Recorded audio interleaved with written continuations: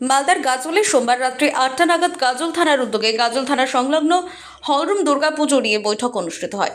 সেই গুরুত্বপূর্ণ বৈঠকে পুজো কমিটির সদস্যরা অংশ নেন। দুর্গাপুজোতে নিয়ম শৃঙ্খলা অবলম্বন বিষয় নিয়ে আলোচনা হয়। উপস্থিত ছিলেন গাজল থানার আইসি চন্দ্রশেখর ঘোষাল, গাজল ট্রাফিকের অফিসারের দায়িত্বে হৃদয় ঘোষ, জেলা ট্রাফিক আইসি পিন্টু বর্মন, গাজল ব্যবসায়ী সমিতির সম্পাদক বিধানচন্দ্র রায়, গাজল আইএনটিটিইউসির সভাপতি অরবিন্দ ঘোষ সহ অন্যান্যরা। এদিন দুর্গাপুজো বিষয় নিয়ে গাজল ব্লকের দুর্গাপুজো কমিটি ও মাইক সাউন্ড ডেকো টার্গেটদের নিয়ে জরুরি এক সভা হয়ে গেল। পুজো কমিটিদের বার্তা দেন আইসি সাহেব। পুজো মণ্ডপে সিসিটিভি লাগানো, মণ্ডপে পাহারাদার রাখা, ডিজে বক্স বাজানো নিষিদ্ধ সহ একাধিক নির্দেশ দেওয়া হয়। আমি এনভায়রনমেন্ট করি অ্যাক্সিডেন্টে, কিন্তু খুব খারাপ লাগে। মানে খুব সিম্পল একটা জিনিস, যে জিনিসটা না করলে না তাতে একটা অ্যাক্সিডেন্ট হয়ে যায়।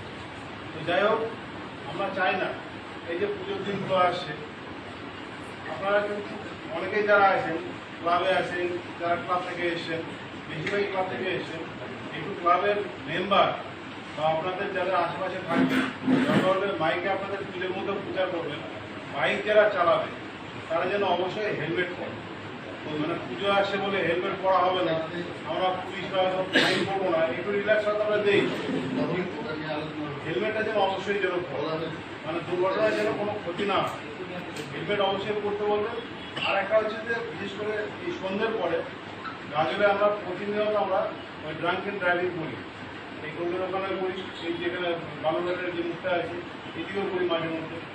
সফট কপিও করছি, হার্ড কপিও করছি। এতে আশা করি মানুষের পুজো দেখতে অনেক সুবিধা হবে। একটা পাবলিক অ্যাড্রেসিং সিস্টেম রাখবেন, যারা বড় পুজো করছেন সেখান থেকে আমাদের পাবলিক যারা আসবে তাদের উদ্দেশ্যে কিছু বার্তা থাকবে, সেই বার্তাগুলো। মালদা থেকে দেবাশিস পালের রিপোর্ট, আনন্দ বার্তা।